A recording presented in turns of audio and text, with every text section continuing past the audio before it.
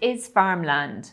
Coming up, Sean Finan, the CEO of the Irish Bioenergy Association and the current Vice President of CEJA, the European Young Farmers Organisation, is here to talk about kickstarting Ireland's biomass and biogas sectors. And as the prospects of a no-deal Brexit intensify, the Minister for Agriculture, Food and the Marine, Michael Creed, will outline how the political chaos in Westminster is affecting Ireland's agri-food trade. Plus, as 2018 draws to a close, the Minister will also look back on some of the most challenging issues that have affected farmers over the last 12 months. But first, with just a handful of anaerobic digesters operational on Irish farms, why is Ireland so far behind its Northern European counterparts on biogas? Breffney O'Brien has this analysis. A study conducted in 2017 by the Sustainable Energy Authority of Ireland, or SEAI, revealed that renewable gas from animal manure, grass and food waste could provide as much as 28% of the overall gas needs of Ireland by the year 2050. The use of renewable gas could also cut carbon emissions in Ireland by 2 million tonnes annually. This is the energy consumption equivalent of 360,000 households. Renewable gas could also lead to the creation of 3,000 permanent jobs in the industry.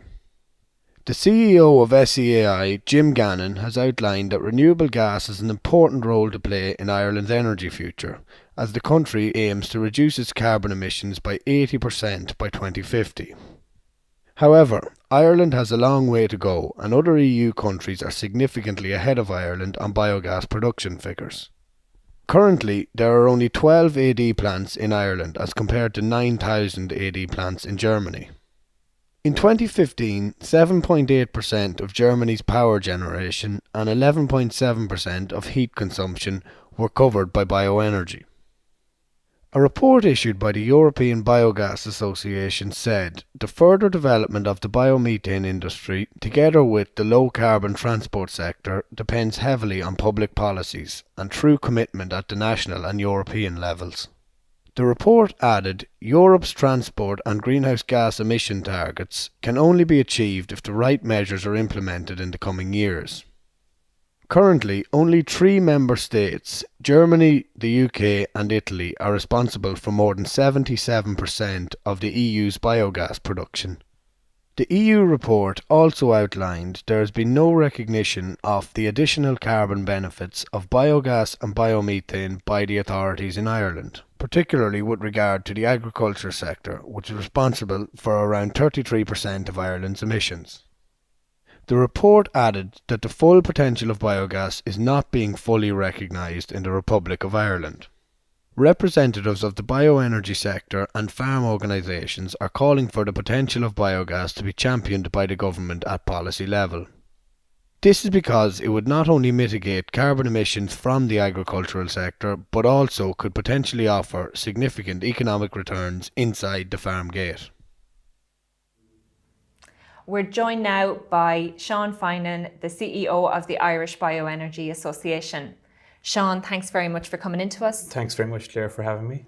Sean, first, you're newly appointed as CEO of the Bioenergy Association. Can you just outline what the association does and what your role is as the CEO? The Irish Bioenergy Association, or IrBEA for short, is the representative body for the bioenergy sector here on the island of Ireland, both north and south. The bioenergy sector and our membership is made up of representatives from the biomass sector, the biogas sector, the biofuels industry, but also the energy crop sector. So we would represent members across all the different segments within the bioenergy space. Our organisation is a membership organisation. It is managed by a management executive committee, and we have a number of working groups and working within the organisation. We obviously, a lot of our work is around lobbying, policy development, but also membership development and stakeholder engagement and the promotion of the bioenergy sector here on the island of Ireland. That is done through active involvement with our membership, but also through lobbying the various government departments and state agencies for the development of the bioenergy sector within the country. My role as CEO is to run the organisation, work with the staff and the membership to further develop the sector here, similar to what I would have done in my voluntary role as National President of Macra na Feirme when I held that role. We're also involved at a European level in the European Biogas Association and also in Bioenergy Europe. And we think that involvement is very important in the context of Ireland and the importance of developing the bioenergy sector in this country, that we can learn and understand how bioenergy has been developed across Europe, but also take that learning to develop the sector here. Sean, there is a massive drive on at the moment and a lot of discussion on climate and on reducing our carbon footprint here in Ireland, and particularly on the renewable energy side.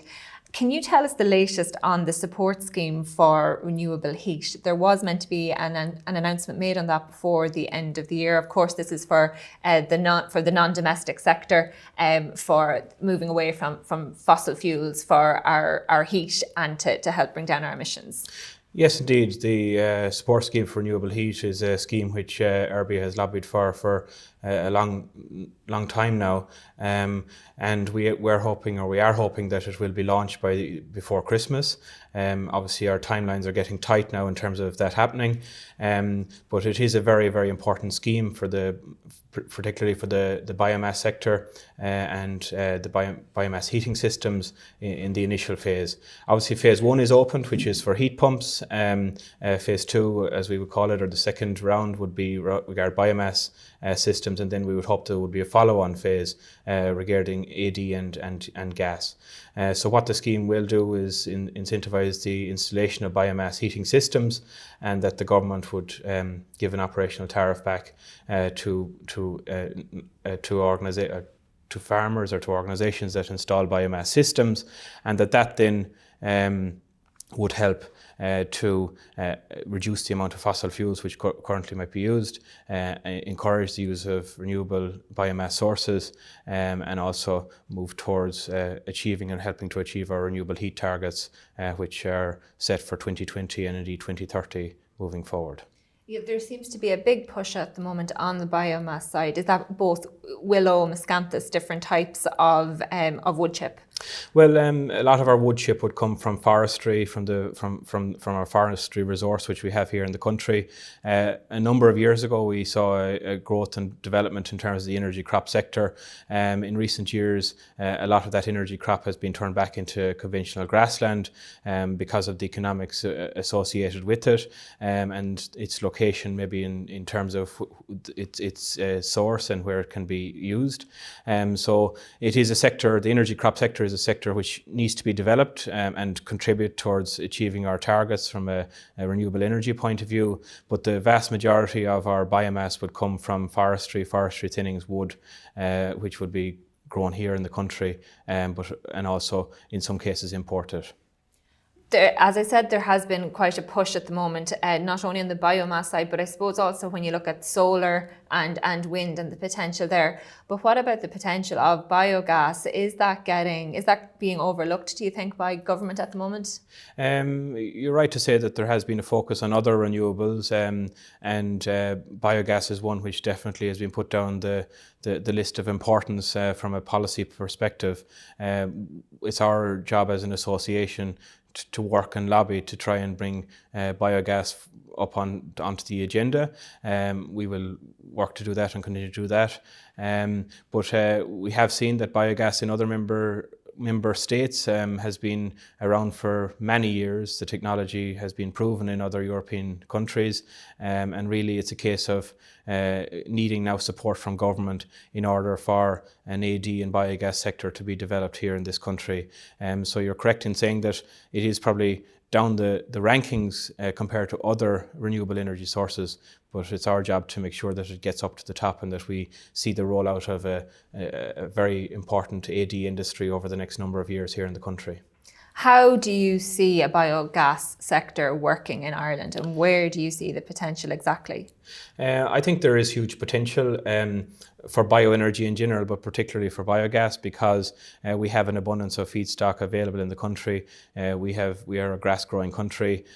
We have a very focused food-producing industry with our ag industry, and obviously we have lots of animals, cattle, sheep, pigs, all the different sectors producing slurries. That all, as well as grass and indeed other sources, can be used to produce biogas in a biogas facility, where enzymes and bugs would work with on the feedstock and produce the gas, and also produce a digestate which would be available to farmers to spread back on their land. So I see the potential at a number of levels.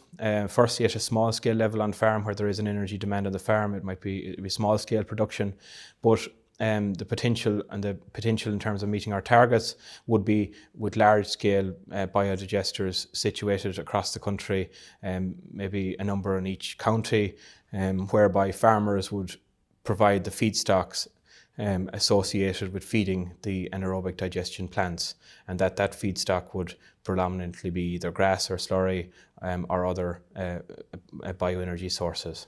At the moment, Gas Networks Ireland are in the midst of their Graze project, where they're launching down in Mitchelstown, and they're going to have an injector facility down there for anaerobic digester to feed into the national grid to produce the natural gas. Do you see potential in, like, obviously that's a very strong dairy part of the country. Do you see potential for biogas, say in kind of the Midland areas or in other areas where it's more on the more of a beef farming or smaller scale farms? Well, we welcome the Gas Networks Ireland announcement a couple of weeks ago, and we think that's a very positive development in the whole space. I think the potential for biogas is countrywide, and in the more intensively farmed areas you will have more competition for feedstocks, like the silage and grass, whereas, as you say, in less intensively farmed areas, more extensively farmed areas, there is huge scope for as a source of feedstock, and that, as you say, would be up in the Midlands and the west of the country and the northern end of the country, where the farming systems mightn't be as intensive.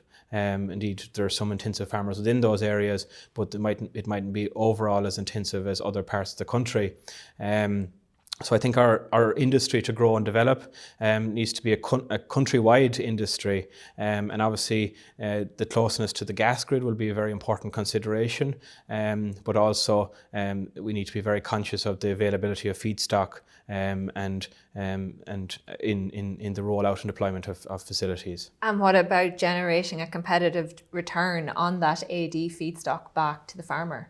Yes, obviously, in order for an AD industry to grow and develop in the country, everyone along the supply chain needs to make a return. As a farmer, part-time farmer myself, I understand that the farmer needs to make a return in terms of that feedstock, and I think really that's where support from government is very important, because any support that the government would put in place in the form of a tariff would result in a lot of the money that the government would invest going back out to farmers, initially to the biogas producer, but then they would be returning that to the farmer and developing an economy and economic growth and economic development at a rural level. So I think we have to look at the multifactorial benefits of AD, and that's what we need to make that case to government, that where they don't just look at it from the point of view of investing a significant amount of money in terms of a refit, but that money will actually, our tariff, and that money will actually go back to rural Ireland. We reckon up to maybe 75% of that money that the government would invest would ultimately go back to farmers, who would provide the feedstocks that's required. There's also a lot of, and farmers are wary from the point of view of maybe the availability of feedstock, for fodder purposes, but also the availability of feedstock for AD.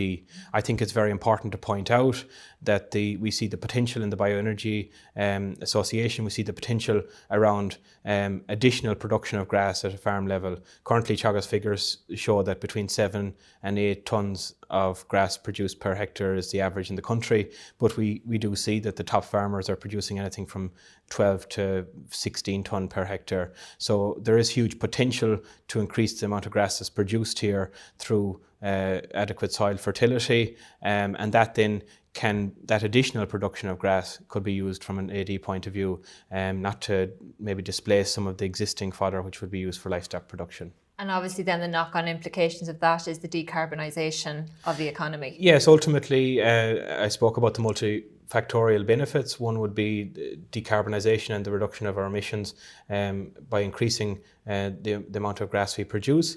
We're not advocating for a reduction in the national herd. We believe that the feedstock can be produced from increased efficiencies, and that's very, very important to point out. But obviously farmers have a choice. A choice whether they would produce feedstock for an AD industry or they would continue with their livestock production, or a combination of both on their farms. So that's the benefit from an economic and environmental point of view, and also the benefits would be increased biodiversity. Also, the digestate is a more, or my understanding is that it's a more stable product compared to raw slurry, that the nutrients are very accessible to the plant from when the digestate is spread back onto land, and that would help as well in terms of maybe the water quality and improving water quality within the country, which a lot of the time farmers are blamed for that issue which exists in certain parts of the country. And Sean, the Irish Bioenergy Association also recently made a submission to the National Energy and Climate Policy Plan, which is about getting us back on track for our 2030 decarbonisation targets. What did you say in the submission? Yeah, well, we have made a number of points in that submission. Firstly, we believe that energy needs to be prioritised, that currently is within the Department of Communications, Climate Action and Environment, so it needs to be prioritised within government. We do want to see the rollout of a mainstream AD industry within the country. We want to see energy crops being supported, similar to the way the forestry scheme will currently roll out, where farmers are provided with a grant for planting of forestry. We will have to see more forestry in the country. We believe that an adequate land use policy should be developed. That land use policy should look at all the land within the country, and it should also set out indeed where forestry can be developed, and where it can be developed countrywide rather than focusing on specific areas of the country, because we need with a biomass industry, there will be a need for forestry right across the country, in all counties, not alone focusing on certain parts of the country, which is an important consideration. So there would be some of the elements within our proposal. On the biofuels, we would be also promoting E10 and the improved increased subsidisation of biofuels within our fuels, and that ultimately will also have a knock-on effect for farmers in the growing of energy crops, to maybe feed an industry around that. So our ambitions are all available on the consultation for anyone to look at, and we do see huge potential for bioenergy as being Europe's largest renewable energy source, and the effective rollout of a bioenergy sector and an industry here will mean that Ireland will help. It will help Ireland to address its targets as we move towards 2030. Sean, I'm afraid we'll have to leave it there. There's lots more I'd like to ask you, especially with the reform of the Common Agricultural Policy and how it's affecting young farmers, but also just to congratulate you on the 60th anniversary of CEJA. I know that was celebrated there last week. Yes, indeed. Thanks very much, Claire. So we'll have you back in again, Sean. Thank you very much for joining us. Thank you. Now, concerns over the sustainability of the beef sector have been splashed across countless headlines this year. But will the incoming Beef Environmental Efficiency Pilot Scheme help secure its future? Siobhan Walsh has this report. Heinz Agart is the farm manager at Sheplands Farm in County Kildare. He is formerly a dairy farmer. Heinz was weighing heifers for the factory with Chris Cantlan when we visited. He has been weighing his beef animals for the past 10 years and sees many advantages to the system. I used to be in dairy farming, and when you stand in the parlour you can see the performance of cows every day and see how much milk they're given for the food you put into them. So when I started into beef farming, it was different. You kind of were guessing what the cattle rates are. So I found that the only way to measure performance, to manage performance, to measure it. So 10 years ago or 12 years ago, we purchased our first weighing scales, and we do constant weighing of our animals to make sure their performance is up to the expected weight gains that we're hoping for. Heinz has seen animal performance and efficiency improve on the farm since he started weighing his animals. After weighing, I would go through the weight chart, and I look to the top of the list and I see the animals are performing really well, but I more concentrate on the bottom end and see why maybe the last cattle not performing the same than the others. Is the health problem, is the nutritional problem, and so on, so I can act on it to improve the performance of those animals as well. Or maybe it's a genetic issue and the cows will have to be sold. Using electronic tags has speeded up the process. All data is sent to his smartphone and is easily accessible. It didn't happen overnight. We started with setting up the crush was here. We got the weighing scale put into the crush first. Our first weighing scale was just a platform inside the crush. There was an issue with trying to steady the animal on the crush, on the platform to weigh it properly. So then 10 years ago, or 8 years ago, we invested in the proper stand with the weigh cell and underneath, and every animal individually can put in here and weigh it properly. So that gives it proper weight, because there's nothing worse than not weighing is to get the wrong weight. So you really have to make sure you get the right weight. 2 years ago then we started electronically tagging our calves. It's only an extra euro per animal. And we purchased a reader, so to make the weighing quicker and also more secure. I don't have to try now from animals that are a bit nervous in the crush, try to clean the air tags to read them. This reader will identify every animal just by a press of a button, and the data is kept in the reader, and in the evening time I link it up to the computer and download it into the computer program. I do use a software program for the whole farm. There's a herd management, a field management, and a accounts program all in the one package, and it gives me then proper readings of how the cattle have performed, how long on their farm, what is their weight gain, are they up to targets. We set in the program, we set weight targets, and then we can see what animals performing well and the animals are maybe performing below target and why that is. And it's a very quick and secure way of weighing without too much hassle. He recently purchased a new weighing scales and has very efficient handling facilities. He weighed 19 heifers in just 20 minutes while AgriLand visited. I think the ICBF actually provides weighing service for smaller farmers that may not be able in the position to purchase the scales. And the size of this farm, it's feasible to purchase your own equipment. So I don't have to wait for people. I can weigh any day. I can go out here and weigh them. And yeah, absolutely. I find through the weighing and through knowing what's going on with the animals that really our efficiency has improved greatly. We have more efficient animals. We have also weight for all our cows. So what our aim is at weaning, that the calf is half the life within the cow. It has to achieve the target to stay efficient. If it not, again, we have to look why and act accordingly. We're joined now by Minister for Agriculture, Food and the Marine, Michael Creed. Minister, thank you very much for joining us. There's lots of issues we want to touch on this evening, but obviously Brexit is the first issue. UK Prime Minister Theresa May has decided to delay the vote on the withdrawal agreement. There is some speculation now about a united Ireland. Are we looking at a no-deal scenario and a crash out on March 29th? Well, I don't believe there's a majority in the House of Commons for a no deal, but it is in many ways the default position because they have to take steps to avoid a crash out. Obviously we have the Council later this week, we will have the Heads of State meeting there, whereas we are anxious to facilitate the passage of the withdrawal treaty in the House of Commons. we cannot do so in any way that dilutes the provisions of the withdrawal agreement, or in particular the issues around the no hard border. That's an imperative, and I think it's interesting to note Theresa May's own comments in that regard, where she recognised the fact that for many good reasons, not least the peace process, the border communities, etc., that the provision of a text around no hard border is something that she supports.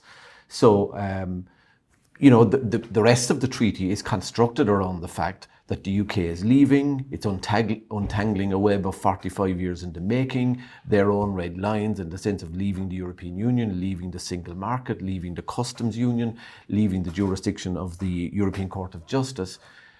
You cannot have it any other way, except what's in the text of the withdrawal treaty. If we can provide some reassurances around the durability of the withdrawal treaty, around the customs union arrangement and the no hard border, we want all of that dealt with in the context of the future trading relationship, and we want that to be as close as possible. But to get to a stage where we're talking about that, we have to first of all clear the hurdle sequentially of approving the withdrawal treaty, and that's where we're at. To be honest with you, I think talk about, from certain quarters, about a border poll and a united Ireland is unhelpful, to say the least, at this stage. What we're trying to do is to reach out, create an understanding with all parties in Northern Ireland, bearing in mind that the DUP does not speak for a majority, but it is, obviously a critical part of the mathematics within Westminster. We are, anxious to provide as far as possible reassurances, and talking of border polls is really wide of the mark and entirely unhelpful at this stage. Do you think a no deal outcome is becoming more likely on the back of all of this? I think it's more likely today than it was yesterday. Having said that, I still think it's unlikely, and I still think there is a substantial majority within the House of Commons that does not want a no deal Brexit. But what they have to realise is, if they do not act in other ways, in other words, either approve the withdrawal treaty, extend the Article 50 process, or withdraw the Article 50 process, which we now have legal clarity on that they can do that unilaterally. If they do not act, the default position is then a hard Brexit. The leaders in the EU and leaders within our own government are talking about intensifying preparedness now for a no deal scenario. What is the Department of Agriculture doing, and where are you intensifying preparedness? Well, we have been, and even at a government decision today, we have taken, steps to intensify that preparation for a no-deal Brexit. Our preparations around preparing for a no-deal Brexit are to do with, the built infrastructure that's required in our ports and our airports, the staffing requirements that are there. They're all now going to be accelerated to take account of the UK being a third country, leaving without any agreement about what the future trading relationship is, becoming then de facto a third country, and all the requirements that go with it in terms of treating them as we do every other third country. So that requires all of the checks and balances, and that's a scenario that we want to avoid. We want the withdrawal agreement, we want then the negotiations, or we want the transition period within which we negotiate the future trading relationship. But if the UK crashes out, we have to be ready for that as well. And I think this will not be seamless. There is no country in the European Union that will be ready to hit the ground running with a fully constructed infrastructure around a no-deal Brexit. And there will be an element of crisis management in that context. But we will be accelerating our preparedness for that scenario now. And when you say accelerating, Minister, do you mean that staff will be filled into those positions sooner than had been scheduled? Anticipated. We have provision in our budget for 2019 of 7 million to deal with some of the infrastructure requirements around ports, airports, border post stations, etc., in the context of imported goods coming in from the UK. Obviously, in a no-deal scenario, that will obviously have to be enhanced. The level of checks will have to be enhanced, and that will bring additional staffing requirements. Do you know how many or when those positions will be filled? Hundreds, and that recruitment process is already underway. Minister, sterling as well has been very volatile, particularly over the last week. Can you give any reassurances to our agri-food exporters and our traders who are watching this with great concern at the moment? Yeah, look, I mean, that's something that we're almost tracking on a daily basis here. And, you know, obviously events of recent days and hours, have seen a movement to our disadvantage in terms of the euro relative to sterling. And that's something that some of our industries have already been exposed to, particularly if you look at, high volume, low margin products. Mushrooms in particular comes to mind. They've already been hit with this. We have been trying to deal with this already in terms of some of the initiatives we've brought in terms of lean manufacturing, in terms of financial assistance, capital grants for the horticulture side, in terms of low interest loans, etc. But look, I mean, we have to face the reality that Brexit is not of our making. It's a mess for us that we have to manage as best we can. But we can't avoid all of the consequences of it. Post-Brexit will never be as good as what we have today with the UK as a member of the European Union, as a member of Customs Union, as a member of the single market. And what we are doing is a damage limitation. The damage will be less if we have an agreed future trading relationship. The damage will be significantly greater if we have a crash-out Brexit. Minister, the beef sector has really had a very, very difficult year this year, and beef and dairy are both obviously very, very exposed, and the horticulture sector with Brexit. But on the beef side, the Teagasc annual income review last week, had some pretty bleak projections. Results for this year, incomes in the suckler sector dropped 19%, for finishers on the beef side, 11%. The EU agricultural outlook projects further price volatility over the next 10 years. What assurances can you give beef farmers out there at the moment who are really struggling to grapple with the future of their own sector? Well, we've been trying to progress a number of initiatives over the last 2 years, for example, in terms of the farmers that are challenged most by virtue of the nature of the holding they farm. We've put in nearly 50 million extra in ANC payments. That brings us back to where we were pre-2008 when the Fianna Fáil government cut the ANC payments. We're back now with 50 million extra gone into ANC payments, and in fact skewed that to farmers who are farming the most disadvantaged and marginalised land, particularly hill, and that covers some of the suckler sector. We've also this year put an additional funding of 20 million into a beef environmental efficiency programme, and that'll be paid in 2019. I accept it's a really difficult sector at the moment, and it's compounded by the continued growth in the national herd, and in particular the beef progeny coming from the dairy herd. We've been doing a lot in terms of calf exports.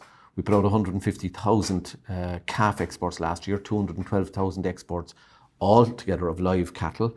That's up 30% on the previous year, which was up 30% on 2016. So a real active commitment to live exports as well.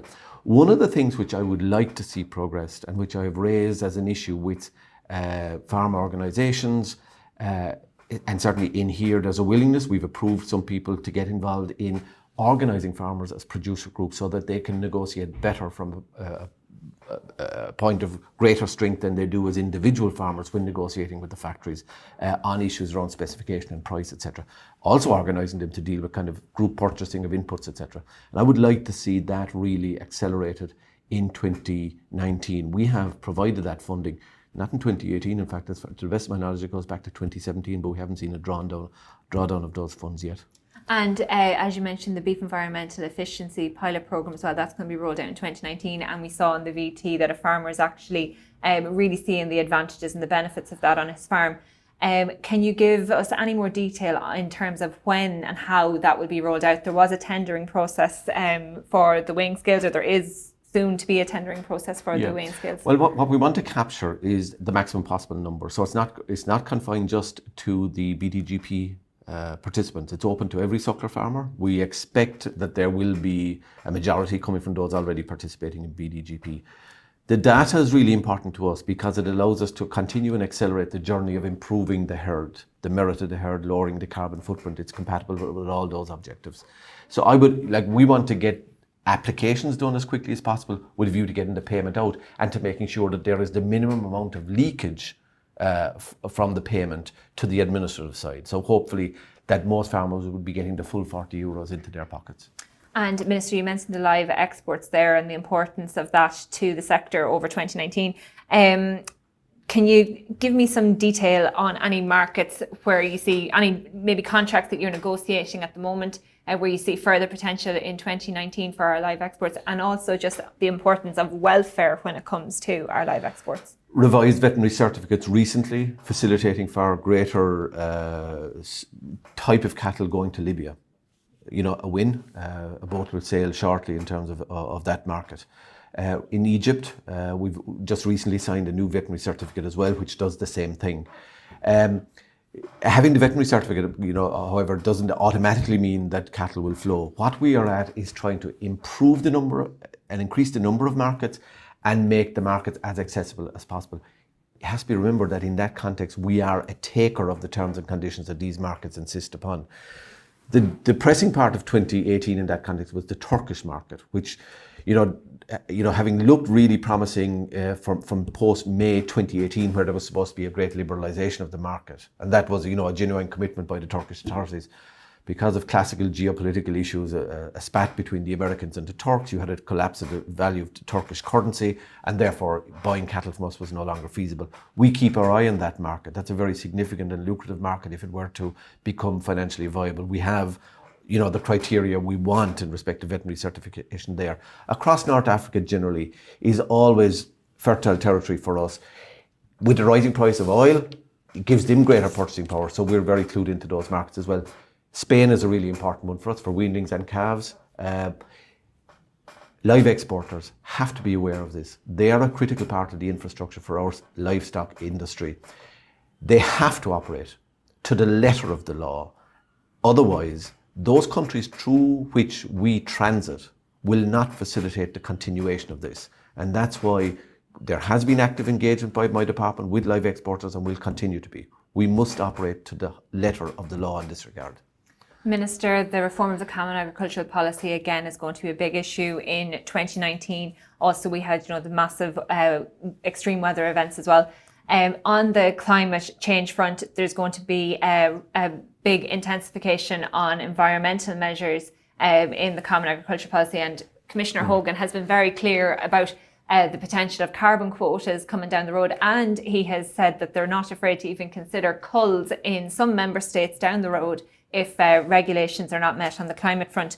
Have you any concerns about how you know, moving forward with dairy expansion here, and what would your advice be to farmers who are heading that road? I think it's very clear the direction of travel we have to go. If we want to expand, we have to do so in a climate-friendly way. Nothing less will do, and in fact, it's in our own best interest because the market is equally catching up as much as our climate change, legally binding and financially punitive targets are. So we have to be best in class to deliver the best return for us in the marketplace. So, you know, we need to read the tea leaves on this one. You know, there are so many warnings coming from so many quarters. It's imperative that the industry positions itself to expand in a sustainable way. Minister, finally, I just have to ask you one question. General election could be on the cards now early next year. Would you like to continue as the Minister for Agriculture? Well, look, I don't know that there will be an election. I have really enjoyed this position. I'd like to think that I've given it my best shot in terms of the time I've had the privilege of holding the portfolio. We face into great uncertainty, you know, not least around the issues we've discussed, CAP, climate, Brexit. And I think in that context, the last thing we need is a general election. But if it comes, so be it. I think we, as a party, have always been understanding of the issues around rural Ireland and inside the farm gate in particular. And I think we have, you know, at a time when we've been through very difficult times economically, and as resources have increasingly become more available, we have, I think, been successful in securing our fair share for the agricultural sector. And in that context, I think, you know, the farming community out there are aware of that also. We'll leave it there, Minister. Thank you very much for joining us. Thank you, Claire. And that's it for FarmLand this week. Thanks to all our guests and to our sponsors, Homeland. If you want to get in touch with the FarmLand or AgriLand teams, you can call or email us directly or reach out on our social media channels. Thanks for watching. We'll see you next week.